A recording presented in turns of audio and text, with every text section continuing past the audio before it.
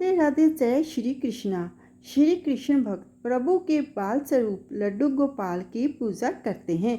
भगवान के इस रूप की भक्त पूजा अर्चना करने के साथ साथ बच्चों की तरह देखभाल भी करते हैं। जब हमें कहीं बाहर जाना पड़ता है तो हम लड्डू गोपाल को अपने साथ लेकर जाएं या नहीं, इसके बारे में शास्त्रों में क्या कहा गया है, दोस्तों आज की वीडियो में जानते हैं। श्री कृष्ण भक्त प्रभु के बाल स्वरूप लड्डू गोपाल की पूजा अर्चना करते हैं। भगवान के इस रूप की भक्त पूजा अर्चना करने के साथ साथ बच्चों की तरह देखभाल भी करते हैं। लड्डू गोपाल की पूजा अर्चना और सेवा के कई नियम बनाए गए हैं। भक्त प्रतिदिन लड्डू गोपाल का बच्चों की तरह सुबह उठाते हैं और स्नान करवाने के बाद नियम से भोग लगाते हैं और भक्ति भाव से उनकी पूजा अर्चना करते हैं। चलिए दोस्तों जानते हैं कि बाहर जाते समय लड्डू गोपाल को अपने साथ ले जाने के क्या नियम हैं और किन स्थितियों में उन्हें अपने साथ नहीं लेकर जाना चाहिए। चलिए दोस्तों सबसे पहले जानते हैं कि लड्डू गोपाल को अपने साथ बाहर ले जाने के क्या नियम हैं।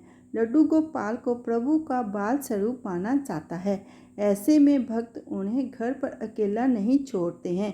जय उनकी भक्ति भाव के प्रतीक की तरह होता है, क्योंकि जब हम लड्डू गोपाल को अपने घर में लेकर आते हैं तो उसकी बच्चे की तरह देखभाल करते हैं।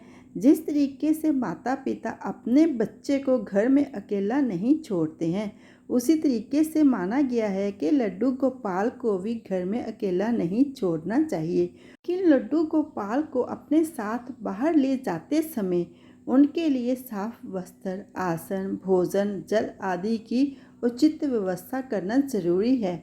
खासकर किसी तीर्थ स्थान, मंदिर या धार्मिक आयोजन में जाते समय लड्डू गोपाल को साथ ले जाना बहुत शुभ माना जाता है।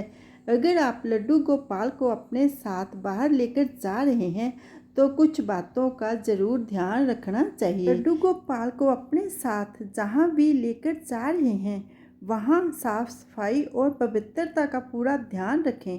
आप लड्डू गोपाल को टोकरी में पूरी व्यवस्था जाने उसमें एक साफ कपड़ा बिछाकर उसमें रख सकते हैं। फिर समय समय पर लड्डू गोपाल जी को भोग लगाते रहें। संभव हो तो लड्डू गोपाल जी की सेवा उसी प्रकार करें जिस प्रकार घर में करते हैं।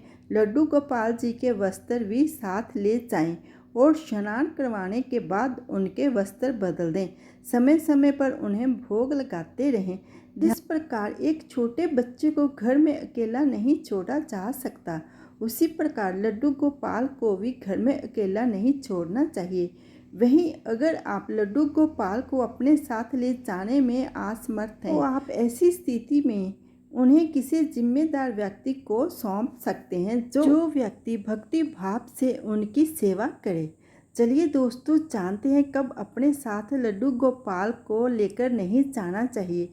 कुछ परिस्थितियों में लड्डू गोपाल को साथ ले जाना उचित नहीं होता है और शास्त्रों में इसके बारे में बताया गया है कि ऐसे स्थानों पर जहां शुद्धता, शांति और मर्यादा का पालन करना संभव नहीं होता है, ऐसे स्थानों पर भूलकर भी अपने साथ लड्डू गोपाल को नहीं लेकर जाना चाहिए। शास्त्रों में कहा गया है कि अगर यात्रा के दौरान लड्डू गोपाल को ठीक से संभालना कठिन हो, समय पर उनका स्नान, भोग, सेवा आदि करने से परेशानी हो तो लड्डू गोपाल को घर के मंदिर में ही विराजमान रहने देना चाहिए। इस समय अपने मन से उनकी सेवा कर सकते हैं। शास्त्रों में मानसिक पूजा का विशेष महत्व बताया गया है। हालांकि मन से पूजा करना आसान नहीं है, इसलिए लोग मूर्ति पूजा करते हैं।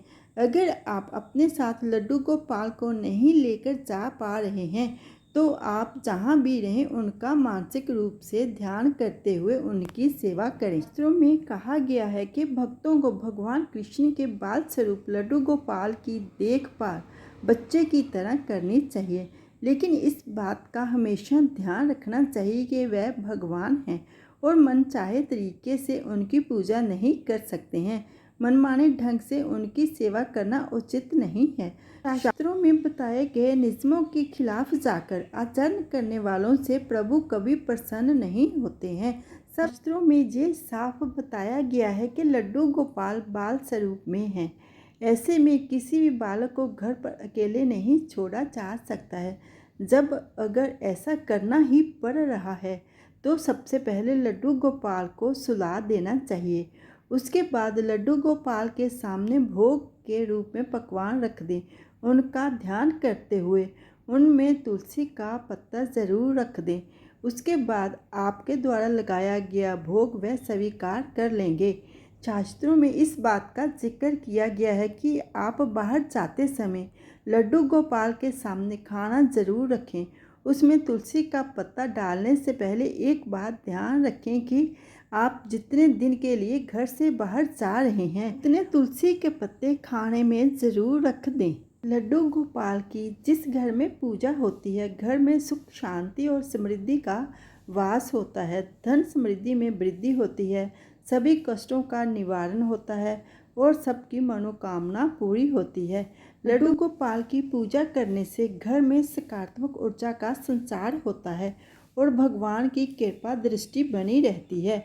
सुख शांति और समृद्धि आती है। लड्डू गोपाल की पूजा करने से घर में सुख शांति और समृद्धि का वास होता है।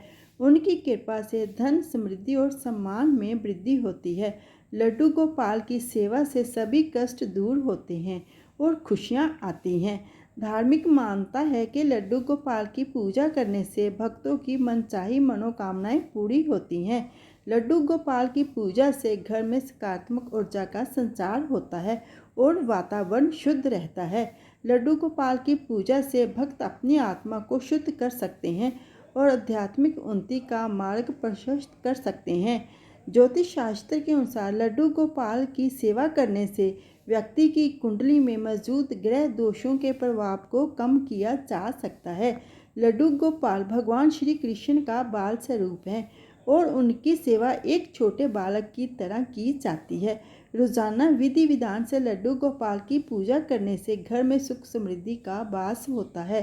भक्त उन्हें समय से जगाने, सुनाने, स्नान कराने, वस्त्र पहनाने और भोग लगाने जैसे कार्यों के माध्यम से उनकी सेवा करते हैं। दोस्तों, लड्डू गोपाल की पूजा करते समय जो नियम आपको बताए गए हैं उनका ध्यान रखना चाहिए कि हम लड्डू गोपाल को बाहर किस स्थितियों में लेकर जा सकते हैं और किन स्थितियों में उनको साथ लेकर जाना उचित नहीं है। सब मिलके बोलिए लड्डू गोपाल की जय। दोस्तों, अगर आपको ये वीडियो अच्छी लगे, जानकारी अच्छी लगे, लाइक करना, शेयर करना। जो मेरी वीडियो पर पहली बार आए हैं प्लीज़ वो मेरे चैनल को सब्सक्राइब कर देना।